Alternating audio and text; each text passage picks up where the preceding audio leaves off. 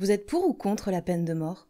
Voilà un sujet extrêmement complexe qui soulève encore plus de débats que le très controversé pain au chocolat ou chocolatine et qui est au cœur de la justice américaine. Et puis ça pose énormément de questions. Est-ce qu'on a le droit de décider qui doit vivre ou non? Est-ce que risquer la peine de mort, ça fait assez peur aux criminels pour les empêcher de passer à l'action? Est-ce que c'est un juste châtiment de faire payer une personne de sa vie pour les crimes qu'elle a commis? Et si on fait une erreur et qu'on exécute un innocent ou une innocente? Et puis au milieu de ce débat sans fin, il existe des accusés qui, eux, savent très bien ce qu'ils veulent et demandent expressément à être exécutés.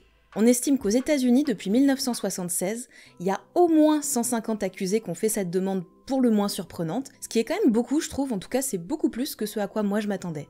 Mais alors pourquoi ils font ça? Pour certains, c'est parce que la perspective de passer toute leur vie en prison, ça les éclate pas franchement, donc ils voient ça comme une façon d'y échapper. Pour d'autres, c'est une forme de rédemption. Et puis il y en a d'autres qui ont des motivations un petit peu plus étranges, vous allez voir. Je vais donc vous raconter aujourd'hui les histoires de 3 accusés qui ont demandé à être condamnés à mort. Quel crime est-ce qu'ils ont commis? Pourquoi ils ont fait cette demande et est-ce qu'elle a été acceptée? C'est ce qu'on va voir ensemble dans cette vidéo. Alors quand vous êtes prêts, c'est parti, on y va, générique. Please raise your right hand. Do you solemnly swear or affirm to tell the truth, the whole truth, and nothing but the truth in this matter here today?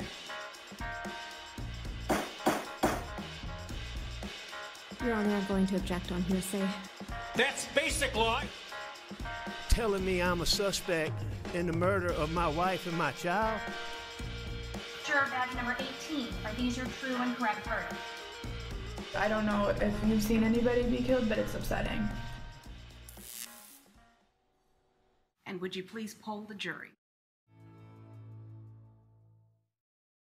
Robert Charles Gleason Jr. est né en 1970 dans le Massachusetts, aux États-Unis. On n'a pas beaucoup d'informations sur sa vie, si ce n'est qu'il était tatoueur de profession, et il a été arrêté pour le meurtre en 2007 de Michael Kent Jamerson.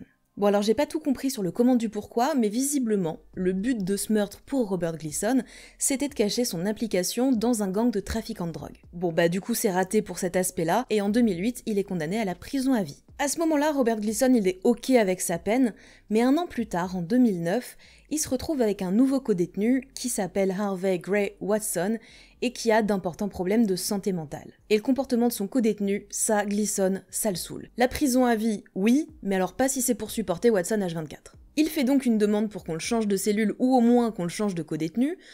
Sauf que vous vous doutez bien que les envier besoin d'un meurtrier, c'est pas trop la priorité de la justice américaine. Alors j'ai trouvé plusieurs articles, certains disaient que la demande lui avait été refusée, d'autres qu'il n'avait juste jamais eu de retour. Dans tous les cas, le résultat est le même, pas de changement de codétenu ni de cellule pour Robert Gleason. Et ça, ça le saoule. Il en peut plus du comportement d'Harvey Watson, et que fait un meurtrier quand quelqu'un le saoule? Le 8 mai 2009, soit 2 ans jour pour jour après avoir tué Michael Jamerson, Robert Gleason assassine Harvey Watson dans la cellule qu'il partage à la prison de Wallace Ridge, en Virginie. Gleason plaide coupable direct, en même temps il a pas trop le choix, c'est pas comme si ça pouvait être quelqu'un d'autre, et il va demander à ce que pour ce crime, on le condamne à mort. Do I have remorse for this? No. Am I on a suicide mission? No. I'll sign any kind of waiver you want. Beforehand, whatever's legal, saying I will not appeal this. Il se décrit lui-même comme un meurtrier froid et sans remords, incapable de s'arrêter, à moins d'y être forcé, et donc il faut l'exécuter. Et puis il y tient tellement à être exécuté qu'il va expliquer à plusieurs reprises que tant qu'il n'aura pas obtenu sa condamnation, il va continuer à tuer. Here's your chance. From one death that shouldn't have happened, you have a chance to stop another one. I feel justice would be served for that man. Because that man shouldn't have been in my cell, no matter what he did in his past. Someone should have helped him. Sauf que la justice, ça prend du temps, et plus d'1 an plus tard, Robert Gleason, il a toujours pas reçu sa condamnation pour le meurtre de son codétenu. Et Robert, il est pas content. Ça commence à faire long cette histoire, est-ce qu'il serait pas temps de mettre sa menace à exécution, histoire de faire accélérer un petit peu les choses? Alors la cour a quand même bien compris la menace que représentait le type, ils sont pas complètement fous, donc en attendant de se décider sur sa peine, ils l'ont transféré à la prison de Red Onion. Et contrairement à ce que son nom pourrait laisser envisager, la prison de l'Oignon Rouge, c'est une prison super max, c'est-à-dire sécurité maximum.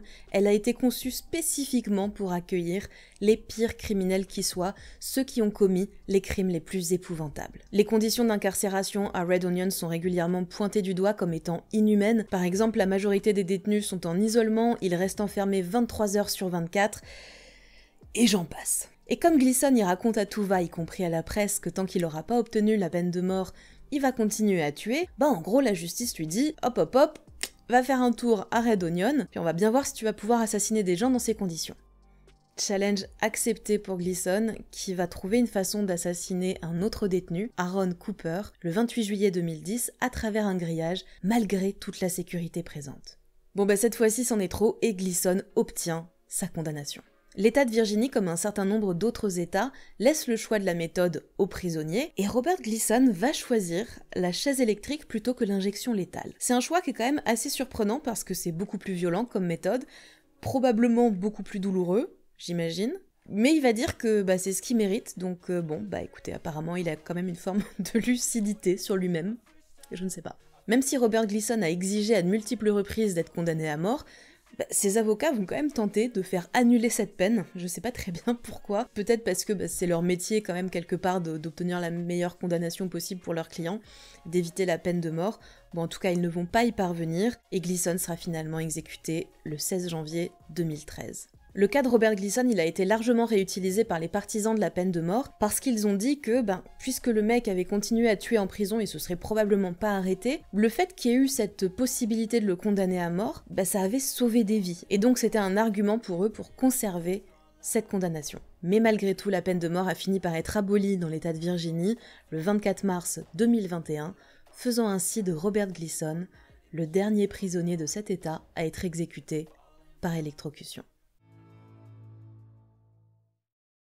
Nous sommes en 2004 à Tampa, en Floride, et la police arrête deux hommes, Steven Lorenzo et Scott Schweikert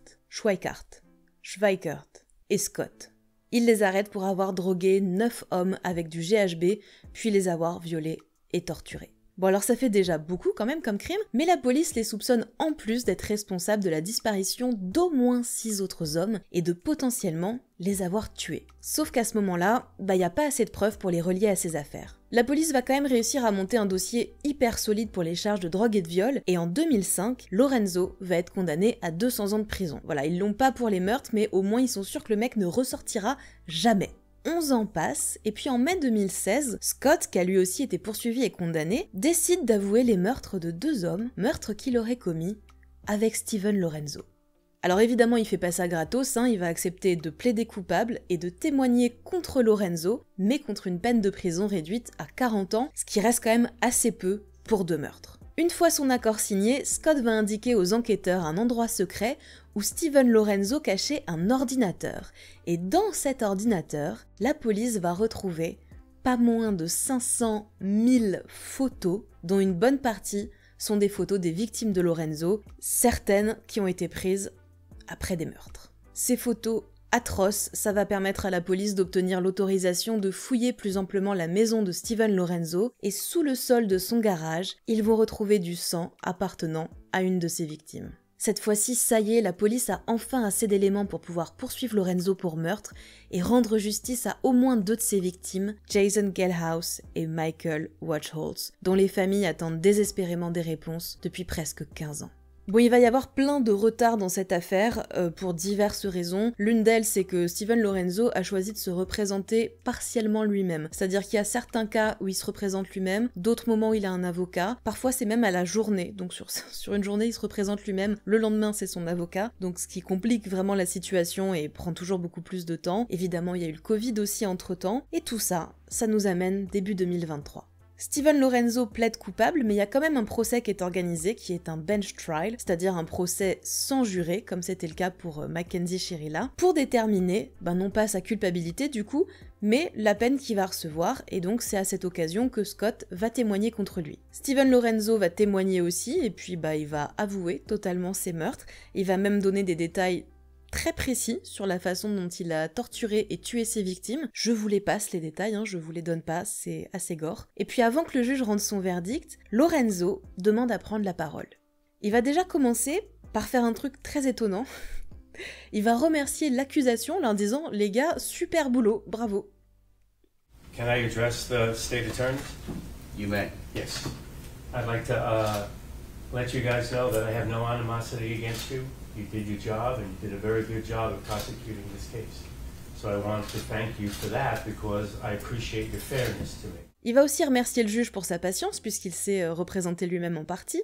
And to the judge, I want to thank you because you have had incredible tolerance and patience and fairness to me. Et il va lui demander de bien vouloir le condamner à mort. Pourquoi est-ce qu'il fait cette demande? Eh ben, il va expliquer très clairement les raisons.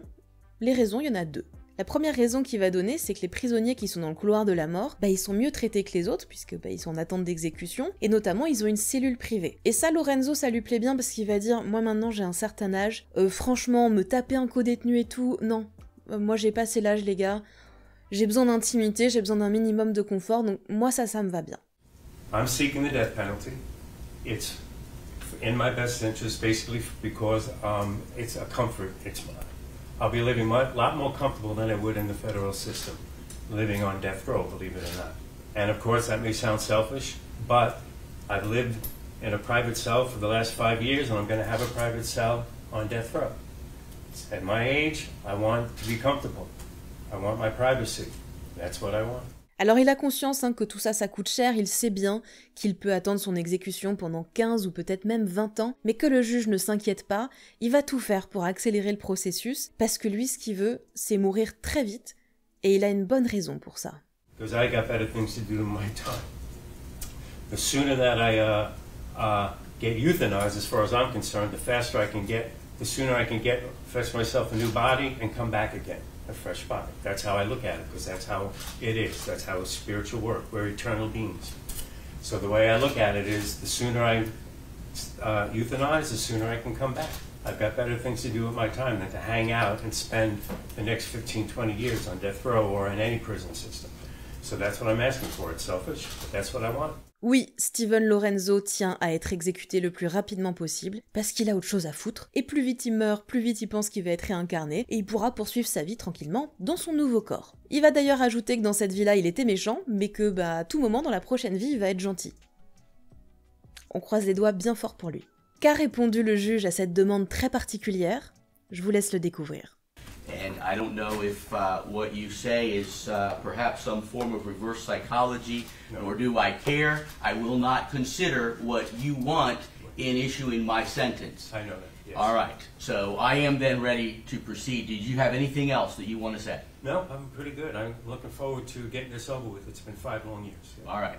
From one Italian to another, ti condanno a morte. That translates to, I sentence you, Mr. Lorenzo, to death. That is the punishment that you deserve for these horrific crimes. Mr. Lorenzo, may God have mercy on your soul. My soul is fine, thank you, sir. On reste en Floride pour ce dernier cas, puisque c'est aussi dans cet état qu'a été jugé Scott Edward Nelson en 2019. Il est poursuivi pour le kidnapping et le meurtre avec préméditation de Jennifer Fulford en 2017 et il risque la peine de mort. Qui est Scott Nelson? Eh bien, c'est quelqu'un qui a passé une très grosse partie de sa vie en prison et vous allez vite comprendre pourquoi. Dès 1994, Scott kidnappe son propre père, l'emmène dans une banque, le force à retirer 10 000 $ et se carapate avec la tunasse. Bon, il s'en veut quand même un petit peu, donc à la suite de ça, il va publier une annonce dans le journal local en disant que il est désolé pour ce terrible crime, mais que tout ça, en fait, c'est juste une histoire de famille qui a mal tourné, donc tout va bien. Malheureusement pour Scott, ses excuses publiques ne vont pas suffire à attendrir la police, qui va le rattraper, et puis il va être condamné à 15 ans de prison. Il sort de prison le 26 novembre 2010, et dès le 7 décembre, il se rend dans une banque où il va faire une attaque à la bombe. En gros, ce qu'il demande, c'est qu'on lui file la totalité de l'argent liquide, sinon il fait tout sauter. Bon, à la banque, on lui file la totalité de l'argent disponible, et Scott s'enfuit avec une très grosse somme d'argent, et sans rien faire sauter, puisque en fait, sa bombe était fausse. Là encore, Scott Nelson, il est rattrapé relativement rapidement, et en 2011, il est condamné à 7 ans et demi de prison pour cette attaque, ce qui est pas énorme, je trouve, vu la gravité du crime et le fait qu'il est récidiviste, ça me paraît pas énorme comme peine. Il sort finalement de prison en mai 2017, et termine sa peine en liberté conditionnelle. Et le 27 septembre 2017, il entre par effraction dans une maison où se trouve Jennifer Fulford. Elle n'y vit pas dans cette maison, elle en fait c'est la nounou de la famille, mais à ce moment-là, les enfants ils sont à l'école et Jennifer, elle est toute seule. Après être entré dans la maison, Scott Nelson va menacer Jennifer Fulford, l'attacher, la forcer à rentrer dans le coffre de sa propre voiture et la conduire jusqu'à un distributeur. Il va y retirer 300 $ avec la carte de crédit de Jennifer. Et puis malheureusement, il va ensuite la poignarder à de multiples reprises avant de se débarrasser de son corps dans une forêt des alentours. Jennifer Fulford, elle est portée disparue très rapidement, tout simplement parce que elle va pas récupérer les enfants dont elle s'occupe à la sortie de l'école. Ça fait 6 ou 7 ans qu'elle travaille pour cette famille, c'est une super nounou, ça lui ressemble pas comme ça de partir sans prévenir, donc la famille s'inquiète immédiatement. Et puis l'autre chose qui est inquiétante, c'est cette histoire des 300 $ qui ont été retirés sur le compte commun qu'elle a avec son mari. Et dès que la police arrive, le mari de Jennifer leur dit « Il y a ce retrait, je le comprends pas, ça aussi c'est vraiment super bizarre ». Donc évidemment la police va commencer par là, ils vont regarder les images de la caméra du distributeur, et qu'est-ce qu'on y voit ? Scott Nelson en train de retirer de l'argent avec la carte de Jennifer. Au départ, ils savent pas du tout qui est cet homme, mais je vous l'ai dit, Scott Nelson, c'est pas la première fois qu'il a des problèmes avec la justice, et il y a un agent de probation qui a déjà eu affaire à lui, qui va le reconnaître sur ces images. Et grâce à ça, la police va le retrouver, l'arrêter et l'emprisonner à nouveau. Au départ, Scott Nelson, il va choisir de se taire, et puis dans les semaines qui vont suivre, il va écrire à la police pour demander à leur parler, et il va, tout avouer. Bon, il est ok pour plaider coupable et reconnaître les faits, par contre l'accusation va lui proposer une peine quelconque et il va refuser cette peine. Donc on va être obligé ici d'organiser un procès, encore une fois, non pas pour déterminer la culpabilité de l'accusé, mais pour déterminer sa peine. Et dans ce cas précis, c'est un jury qui va s'en charger. Au départ, les avocats de Scott Nelson voulaient plaider la folie, mais ils n'ont pas réussi à prouver qu'il avait des problèmes de santé mentale, donc c'est un plaidoyer qui a été refusé. C'est important parce que pendant son procès, Scott Nelson va passer à la barre des témoins, ce qui déjà est toujours un petit peu étonnant dans un procès. Mais alors là, on atteint un degré d'étrangeté assez particulier puisque Scott va non seulement avouer le meurtre, mais en plus donner des tas de détails très précis, avant de finalement dire que, attendez, il l'a tué, mais c'est pas sa faute. Non, c'est la faute de son agent de probation. You were under the supervision of this individual by the name of Julio Dominguez. That's correct. All right. So, Mr. Dominguez was a federal probation officer? That's correct. Okay. And Mr. Dominguez, according to your statement, is the individual responsible for Jennifer Fulford's death? Yes.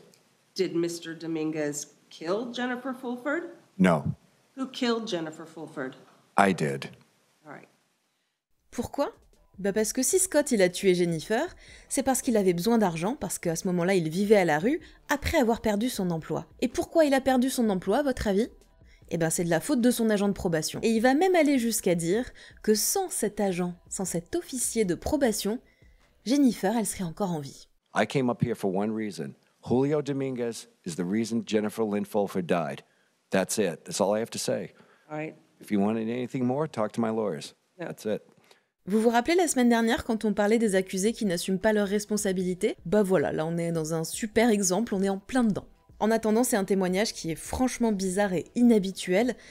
Est-ce que peut-être ces avocats, ils voulaient tenter de le faire témoigner comme ça pour que les jurés se disent que ce monsieur avait des problèmes de santé mentale ?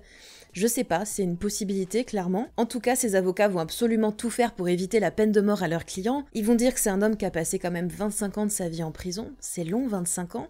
Il a été brutalisé en prison. Et puis globalement, il a eu une vie hyper difficile, Scott Nelson. En septembre 2017, on le rappelle, il venait de perdre son travail, il vivait dans la rue. Bref, soyez sympa s'il vous plaît avec Scott Nelson. Et ils font un super boulot, sauf que Scott Nelson, il est pas du tout d'accord avec ça. Mr. Nelson, do you want to be sentenced to death? Yes. Lui va se décrire comme un meurtrier fou et inarrêtable. Il prétend d'ailleurs qu'il a tué d'autres personnes, alors on ne sait pas qui, il n'y a pas de preuves qui vont dans ce sens-là, mais enfin bon, c'est ce qu'il raconte, et il réclame, il supplie presque les jurés de le condamner à mort. Et voici ce que les jurés ont décidé. We, the jury, unanimously find that Scott Edward Nelson should be sentenced to death. No. Malgré sa demande et ses supplications, ce sera donc la prison à vie pour Scott Nelson. Il y a certaines personnes qui considèrent que c'est une peine qui est plus juste finalement que la peine de mort pour les meurtriers, parce que finalement une exécution ce serait trop facile en quelque sorte, trop simple, et que ces gens, ils mériteraient de passer du temps à souffrir en prison, avec rien d'autre à faire pendant des années et des années que de repenser à leurs actions. Qu'est-ce que vous en pensez? Est-ce que vous saviez qu'il y avait des accusés qui demandaient expressément à être exécutés? Est-ce que vous connaissiez ces histoires? N'hésitez pas à me dire tout ça dans les commentaires. J'espère que cette vidéo vous a plu, merci de l'avoir regardée jusqu'ici.